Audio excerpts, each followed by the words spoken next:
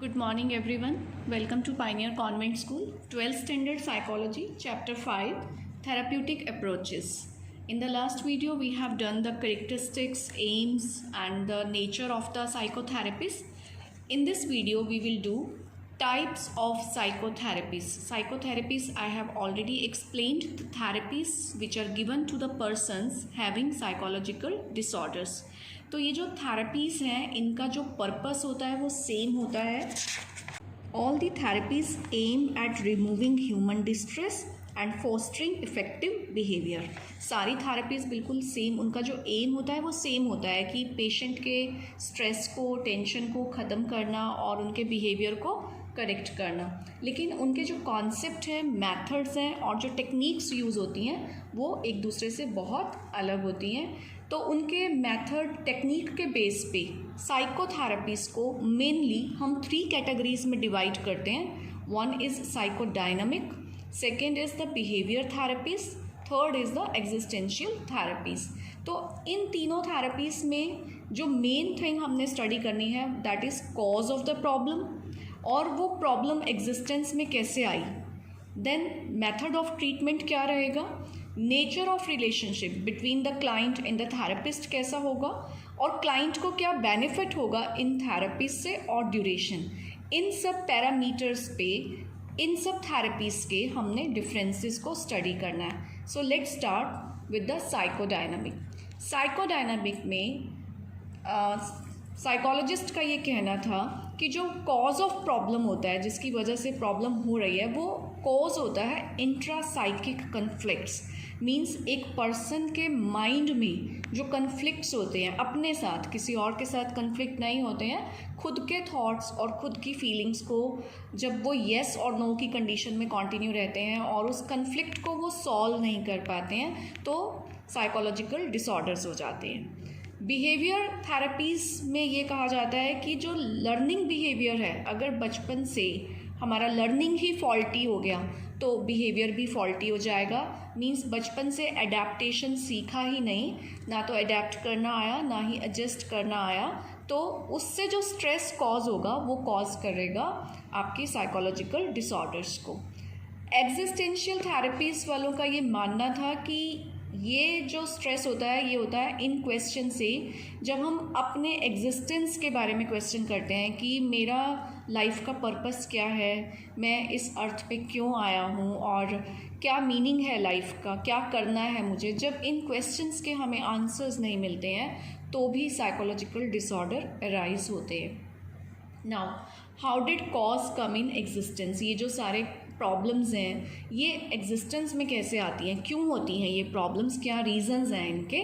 तो psychodynamic theory as you know it is given by Sigmund Freud, और Sigmund Freud ने childhood पे बहुत ज़्यादा फोकस किया है कि बचपन में जो हमारे अनफुलफिल्ड डिज़ायर्स हो जाती हैं, या कोई बचपन का फियर है, या कोई स्ट्रेस है, बचपन की कोई ट्रॉमेटिक सिचुएशन से अगर कोई पेशेंट निकला है और वो पेशेंट अपने चाइल्डहुड के स्ट्रेस को, फियर को या सप्रेशन को कैरी कर रहा है आज तक, तो ये उसका एक रीज़न हो सकता है साइकोलॉजिकल डिसऑर्डर का, कि वो अपने चाइल्डहुड टेंशन से, स्ट्रेस से अभी बाहर नहीं निकला है. बिहेवियर थेरेपीज़ वालों का कहना है कि जब कंडीशनिंग ही फॉल्ट हो गई, कंडीशनिंग होता है, अभी आपने +1 में ये वर्ड पढ़ा होगा, कंडीशनिंग का मीनिंग होता है लर्निंग साइकोलॉजी में. जब किसी को कोई चीज़ सिखाई जाती है, उसे कंडीशनड किया जाता है कि इस सिचुएशन में आपने ऐसे करना है, आपके घर में कोई आए तो आपने ऐसे विश करना है, आपके सामने कोई स्ट्रेंजर आ जाए तो आपने ऐसे बिहेव करना है, जो हम बचपन से बच्चों को कंडीशनड करते हैं. तो अगर कंडीशनिंग ही रॉन्ग हो गई, उसका थिंकिंग पैटर्न ही रॉन्ग हो गया, सारा बिलीफ रॉन्ग सेट हो गया, तो उसका बिहेवियर भी फॉल्टी हो जाएगा, और बिहेवियर फॉल्टी होगा तो फिर स्ट्रेस कॉज होगा एंड देन साइकोलॉजिकल डिसऑर्डर्स. तो ये जो दोनों थ्योरीज़ हैं, साइकोडायनामिक एंड बिहेवियर, ये दोनों पास्ट पे फोकस करती हैं कि ये जो प्रॉब्लम्स अराइज होती हैं कि हमारे पास्ट की वजह से होती हैं. एग्जिस्टेंशियल थेरेपीज़ का ये मानना है कि ये पास्ट की नहीं, प्रेजेंट की प्रॉब्लम्स होती हैं, ये हमारी करेंट आज की फीलिंग्स हैं, लोनलीनेस की और एलिनेशन. लोनलीनेस मीन्स जिस सिचुएशन में है, जिस सराउंडिंग में है, अगर हम वहाँ से खुद को रिलेट नहीं कर पा रहे हैं, हम बिलोंग नहीं कर पा रहे हैं, हमें ऐसा लग रहा है कि हमारा यहाँ पे क्या काम है, हमारी लाइफ का यहाँ पे क्या पर्पस है, हमें समझ में नहीं आ रहा। एलियनेशन मीन्स एलियन जैसा फील करना, ऐसा लगना कि इन सब लोगों के साथ हमारा कोई रिलेशन नहीं है, हमारी बिलोंगिंगनेस नहीं है, लॉनलीनेस फील करना, इन सब प्रॉब्लम्स की वजह से साइकोलॉजिकल डिसऑर्डर अराइज होते हैं। तो साइकोडायनामिक थ्योरी के अकॉर्डिंग क्या मेथड होना चाहिए ट्रीटमेंट का, ये आपने self and personality second chapter में भी स्टडी किया था, free association technique and reporting of the dream. Sigmund Freud का ये कहना था कि फ्री एसोसिएशन टेक्निक यूज़ होनी चाहिए। मींस पेशेंट से कुछ जो थेरेपिस्ट है वो क्वेश्चन करेगा, क्वेश्चन करते करते वो धीरे धीरे उसको पास्ट में लेके जाएगा, उसको एक फ्री एटमॉस्फेयर दिया जाएगा कि उसका जो मन कर रहा है, जो उसके मन में आ रहा है वो उसे एक्सप्रेस करेगा, और इसमें थेरेपिस्ट अपनी टेक्निक्स यूज़ करके उसको धीरे धीरे और पास्ट में ले जाके उसके चाइल्डहुड तक की इवेंट्स को जानेगा। फिर उसको स्टडी करेगा कि चाइल्डहुड में कहाँ कोई इसके साथ कोई प्रॉब्लम हुआ है, कोई ट्रॉमा हुआ है, या कोई स्ट्रेस था, कोई फियर था, वो फाइंड आउट करने की ट्राई करेगा कि कहाँ क्या प्रॉब्लम थी। रिपोर्टिंग ऑफ ड्रीम्स, क्योंकि सिगमंड फ्रॉइड का ये भी कहना था कि जो ड्रीम्स होते हैं वो हमारे पास्ट इवेंट पे बेस्ड होते हैं, वो हमारे पास्ट डिज़ायर्स, हमारे फियर्स, एजम्पशंस पे बेस्ड होते हैं। तो उन ड्रीम्स को भी उन्होंने एनालाइज किया और उन्होंने मेथड ऑफ ट्रीटमेंट ये बताया कि फ्री एसोसिएशन होना चाहिए और ड्रीम्स एनालिसिस होना चाहिए। बिहेवियर थेरेपी वालों ने कहा कि सबसे पहले जो फॉल्टी बिहेवियर है उसको आइडेंटिफाई किया जाए, उस पैटर्न को अंडरस्टैंड किया जाए, फिर कंडीशनिंग यूज़ करके एक नया ऑल्टरनेट बिहेवियरल कंटिजेंसीज को सेट किया जाए, उसको एक न्यू बिहेवियरल पैटर्न दिया जाए। जैसे कि आपने पैवलोव की कंडीशनिंग, ऑपरेंट कंडीशनिंग में यही देखा था ना कि कंडीशनिंग के थ्रू हम बिहेवियर में डिज़ायर्ड चेंजेस लेकर आते हैं। तो यहाँ पे यही कहा गया कि यही ट्रीटमेंट होना चाहिए, फॉल्टी बिहेवियर को आइडेंटिफाई करो, पैटर्न चेंज करो और एक नया बिहेवियरल सेट करो। यहाँ पे ये कहा गया एग्जिस्टेंशियल थेरेपीज़ में कि थेरेप्यूटिक एनवायरनमेंट प्रोवाइड किया जाए जो कि एक्सेप्टिंग होना चाहिए, कि पेशेंट जो कह रहा है, क्लाइंट जो भी एक्सप्रेस कर रहा है उसको पॉजिटिवली एक्सेप्ट किया जाए, नॉन जजमेंटल, उसको जज नहीं किया जाए, उसके पास्ट की मिस्टेक्स पे, उसकी पास्ट की हैबिट्स पे, किसी भी बात पे उसको जज नहीं करना, उसको पॉजिटिवली एक्सेप्ट किया जाए, उसको एक ऐसा एनवायरनमेंट दिया जाए कि वो खुद से अपने बारे में सब कुछ एक्सप्रेस करे, और जो वो एक्सप्रेस कर रहा है खुद बोल रहा है और खुद ही वो अपने आप को धीरे धीरे एनालाइज करेगा। तो दोनों ट्रीटमेंट्स में जो हमारा थेरेपिस्ट है वो बहुत एक्टिव है। यहाँ पे थेरेपिस्ट पैसिव है, यहाँ पे क्लाइंट एक्टिव है। Next, so nature of relationship कैसा होगा क्लाइंट एंड थेरेपिस्ट के बीच में, इन तीनों में लेट्स सी। इसमें जो थेरेपिस्ट है वो क्लाइंट के थॉट्स एंड फीलिंग्स को इंटरप्रेट कर रहा है, क्लाइंट अपनी थॉट्स फीलिंग्स को एक्सप्रेस कर रहा है फ्रीली, और थेरेपिस्ट उसको इंटरप्रेट कर रहा है, उनमें से मीनिंग्स निकालने की ट्राई कर रहा है कि कहाँ क्या प्रॉब्लम हुई है, कौन सा स्ट्रेस कैरी ऑन है। यहाँ पे therapist is able to remove the faulty behaviour. जो थेरेपिस्ट है वो फॉल्टी बिहेवियर को with the help of conditioning techniques remove करने की ट्राई करेंगे और उस पेशेंट के लिए नया अडेप्टिव बिहेवियर सेटअप करेंगे कि वो अपनी लाइफ में करेक्ट बिहेवियर को फॉलो कर सकें और अडेप्टेशन अच्छी हो सके।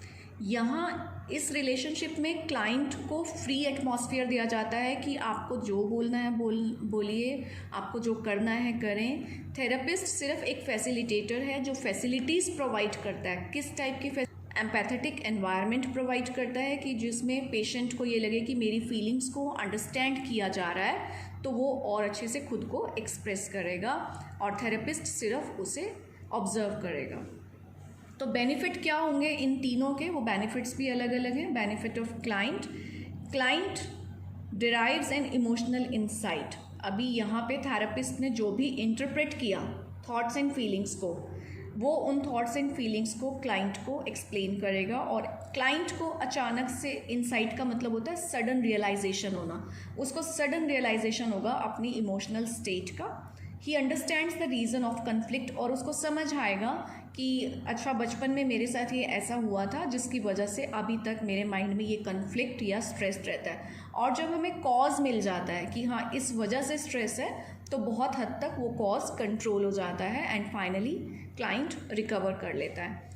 यहाँ पे बिहेवियर थेरेपी में instituting adaptive and healthy behaviour and thought pattern, patient के अंदर, क्लाइंट के अंदर एडेप्टिव बिहेवियर को धीरे धीरे सेट किया जाता है, कंडीशन किया जाता है। पेशेंट न्यू बिहेवियर पैटर्न को अडेप्ट कर लेता है, हेल्दी बिहेवियर अडेप्ट कर लेता है और अपनी लाइफ को ईजीली हैंडल कर पाता है।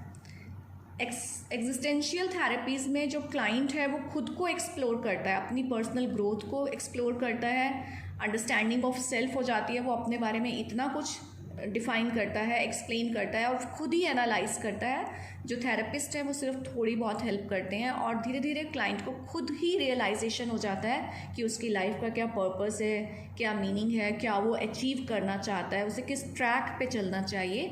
क्लाइंट धीरे धीरे अपने उस ट्रैक पे पहुंच जाता है। Now what is the duration of these treatments?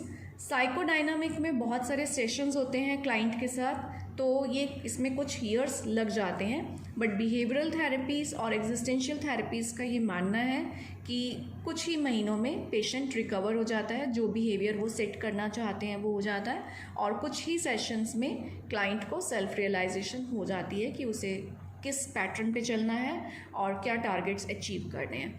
तो ये सारी थी हमारी टाइप्स ऑफ साइकोथेरेपीज़ एंड इसके बाद इन तीनों थेरेपीज़ को अप्लाई करने के लिए सबसे पहले क्लिनिकल फॉर्मुलेशन बनाई जाती है। तो क्लिनिकल फॉर्मुलेशन में क्या स्टेप्स होते हैं, we will see. Number 1, understanding of the problem. तो फर्स्ट स्टेप तो यही होगा ना कि पहले पेशेंट के साथ बैठा जाए, उसके साथ बात की जाए। 2-3 सेशंस तो पेशेंट के साथ एक तरीके से इंटरेक्शन में ही निकल जाते हैं and therapist tries to understand the problem, कि प्रॉब्लम है कहाँ पे। सेकेंड नंबर पे आइडेंटिफिकेशन किया जाता है of the areas to be targeted for treatment in psychology, कि अगर किसी पेशेंट में एंग्जाइटी है तो वो क्यों है, कब से है, किस इंसिडेंट की वजह से है, या कोई पेशेंट डिप्रेस है तो उसका रीज़न क्या है। तो जब रीज़न तक पहुंचेंगे उस रीज़न पे टारगेट किया जाता है कि इस रीज़न पे, इस सोर्स पे हमें वर्क करना है। थर्ड स्टेप हो जाता है choice of techniques for the treatment, कि कौन से पेशेंट को उसकी डिसीज़ के अकॉर्डिंग कौन सी टेक्निक दी जाए और टेक्निक का ड्यूरेशन क्या रहेगा, टेक्निक में क्या स्टेप्स यूज़ किए जाएंगे, ये सब यहाँ पे डिसाइड होता है। तो क्लिनिकल फॉर्मुलेशन होने के बाद ही ये जो थेरेपीज़ हैं ये अप्लाई की जाती हैं पेशेंट्स पे। तो ये हमारा था types of psychotherapies and clinical formulation steps, and in the next video we will be studying all these therapies in the detail. Till then, have a good day.